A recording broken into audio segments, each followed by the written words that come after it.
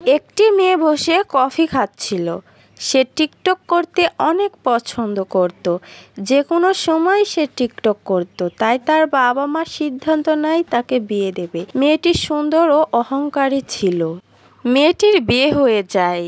ছেলেটি গরিব হওয়ায় মেয়েটি তাকে অত পছন্দ করত না। শাশুড়ির সঙ্গেও সে অত ভালো ব্যবহার করত না। সেখানেও গিয়েও সে রান্না বান্না করা বাদ দিয়ে নাচ গান ও টিকটক করত। এসব কাজ দেখে সবাই তার প্রতি বিরক্ত হতো। একদিন মেয়েটি আনমনে কি যেন ভাবছিল। তার কয়েকদিন পরে মেয়েটি অসুস্থ হয়ে যায়। অসুস্থ হবার পর তার স্বামী ও শাশুড়ি মিলে তাকে সুস্থ করে তোলে এবং মেয়েটির ভুল বুঝতে পারে। এখন সে আর অহংকার করে না। তার শাশুড়িকে কাজে সাহায্য করে এবং মেয়েটি বাড়ির সব কাজ করত। ছাগলকেও খাওয়াতো, ছাগলকেও চড়াতো।